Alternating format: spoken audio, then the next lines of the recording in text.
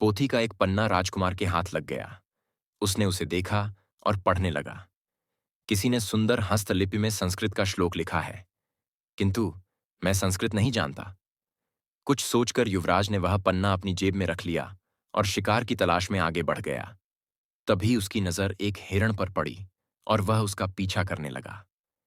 हिरण अपनी जान बचाने के लिए एक प्राचीन मंदिर की दिशा में भागा और युवराज उस प्राचीन मंदिर में दाखिल हो गया।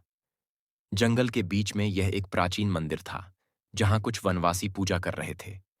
उनका पुजारी कह रहा था, भाइयों, देवी को प्रसन्न करने के लिए हमें नौजवान युवक की बलि देनी होगी। तभी युवराज ने मंदिर में प्रवेश किया।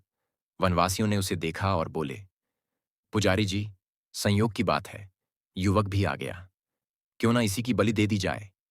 यह सुनकर युवराज सोच में पड़ गया। अगर मैंने इन्हें अपना असली परिचय दे दिया तो यह मुझे अवश्य ही बलि पर चढ़ा देंगे, क्योंकि यह शत्रु देश के राजा का है। वनवासियों ने युवराज को रस्सी से बांध दिया। तब युवराज ने कहा, पुजारी जी, मैं एक नीच कुल की संतान हूं। मेरी बलि देने से देवी अपवित्र हो जाएंगी। पुजारी ने हंसते हुए सख्त स्वर में कहा, अरे, देवी को बलि चाहिए, उन्हें ऊंच नीच से कोई मतलब नहीं है। युवराज अपने जीवन से निराश हो गया और सोचने लगा, झूठ बोलकर भी मैं अपने प्राण नहीं बचा पा रहा हूं। जब उसे बलि के लिए लाया गया तो उसने कहा, भाइयों, बलि पर चढ़ाने से पहले मैं अपनी एक अंतिम इच्छा पूरी करना चाहता हूं। मेरी जेब में एक भोजपत्र है, क्या कोई उसे पढ़कर उसका अर्थ बता सकता है? मेरी यही अंतिम इच्छा है। पुजारी ने कहा, अवश्य लाओ, मैं तुम्हें उसका अर्थ बताता हूं। पुजारी ने उस ग्रंथ के पन्ने को अपने हाथ में उठाया और कहने लगा, इस भोजपत्र पर 2 श्लोक अंकित हैं। पहले का अर्थ है, एक झूठ कई झूठों को जन्म देता है और झूठा व्यक्ति अंततः मुसीबत में फंस जाता है। दूसरे श्लोक का भावार्थ है, किसी के प्राण लेना सरल है, परंतु किसी को जीवन देना अत्यंत कठिन है। युवराज ये सुनकर फूट फूट कर रोने लगा। पुजारी ने उससे पूछा, तुम रो क्यों रहे हो? युवराज ने रोते हुए कहा, यह दोनों श्लोक मेरे ही चरित्र लागू होते हैं। यह सुनकर वनवासियों को अपनी गलती का एहसास हुआ। उनमें से एक आगे बढ़कर बोला, पुजारी जी, यह युवक सच कह रहा है, हमें इसे जबरदस्ती बलि पर चढ़ाने का कोई अधिकार नहीं है।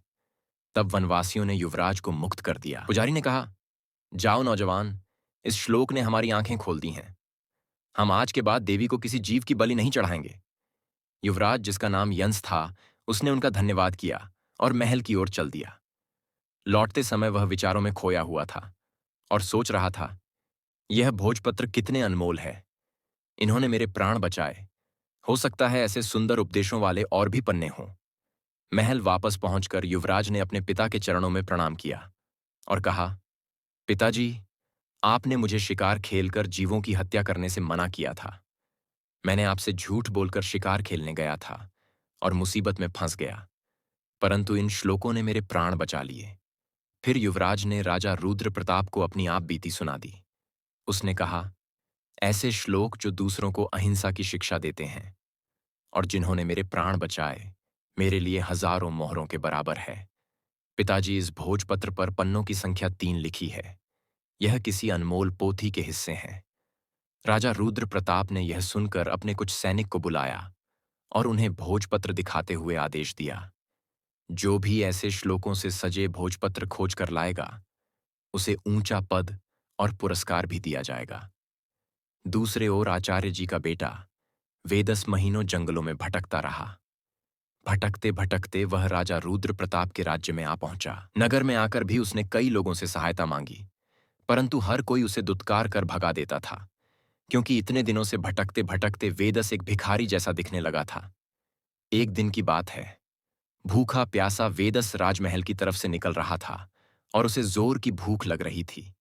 वह सोचने लगा कि अब भूख के मारे उसकी जान निकली जा रही है। तभी अचानक राजमहल की रसोई से खाने की महक उसकी नाक में आ गई।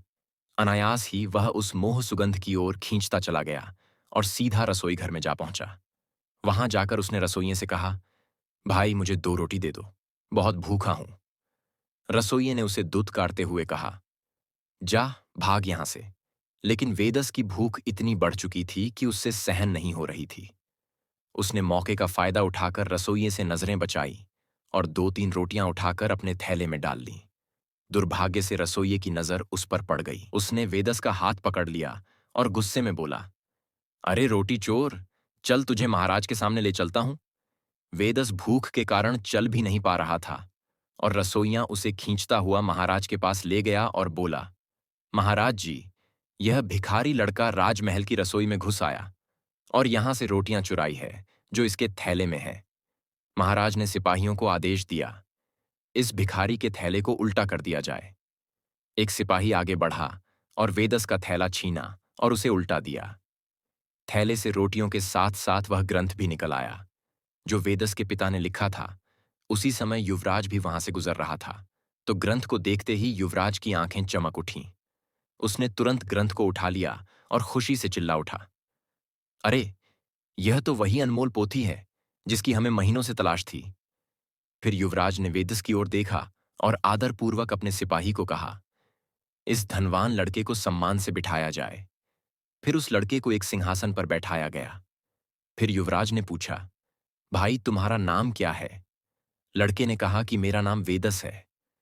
युवराज ने कहा कि इतनी अनमोल संपत्ति होने के बावजूद भी तुम भीख मांग रहे हो। मैं इस पोथी के लिए तुम्हें 5,000 स्वर्ण मुद्राएं देने को तैयार हूं। अर्पण यह सुनकर एकदम अचंभित रह गया और बोला, क्या कहा? 5,000 स्वर्ण मुद्राएं कम नहीं है महाराज। मैं सोच रहा था कि लाखों की संपत्ति रखते हुए भी मैं भूखा मर रहा था। फिर उसने कहा, मित्र, इस पोथी के वचनों ने सदा मुझे पतन के गड्ढे में गिरने से बचाया है और मेरे प्राणों की रक्षा की है, लेकिन मेरी आंखें बार बार ठोकर खाकर भी नहीं खुली। युवराज ने पोथी खोली और वेदस को पहले और दूसरे पन्ने की श्लोक सुनाने लगा। उसने लिखा था कि अविद्या सारे कपटों की जननी है और संकटों में ही अपने और पराई की पहचान होती है। वेदस ने कहा, सचमुच अविद्या ने ही मुझे दर दर का भिखारी बना दिया। अगर मैंने बचपन में ही विद्या ग्रहण की होती तो आज मैं भी अपने पिता की तरह एक विद्वान होता। युवराज ने कहा, भाई वेदस, अपनी पोथी का यह मूल्य स्वीकार करो। और यह कहते हुए उसने स्वर्ण मुद्राओं की थैली वेदस को थमा दी। वेदस ने थैली को हाथ में लेते हुए कहा, अब मैं धन का बोझ कहां उठाता फिरूं? इस धन को मैं गरीब बच्चों की अविद्या दूर करने के लिए लगाऊंगा। युवराज ने कहा, मित्र, अब तुम एक भिखारी नहीं रहे, तुम तो अब महान धनवान हो गए हो। वेदस सोच रहा था, काश यह समझ मुझे बचपन में ही आ गई होती, तो शायद मेरे माता पिता आज यहां होते। इसके बाद वेदस ने वह धन ग्रहण किया और उसने उस धन से गरीब बच्चों के लिए एक पाठशाला बनवाई और खुद भी विद्या प्राप्त करने लगा। यह कहानी सिखाती है कि अगर आपकी बुराइयां आप पर हावी हो गई तो आपका अंत निश्चित है, इसलिए बुराइयों को अपने ऊपर हावी मत होने दो। इस कहानी को सुनने के लिए धन्यवाद दोस्तों, मिलते हैं अगली वीडियो में एक नई सीख के साथ। खुश रहिए, अपना ख्याल रखिए, चैनल को सब्सक्राइब, लाइक और शेयर जरूर करें।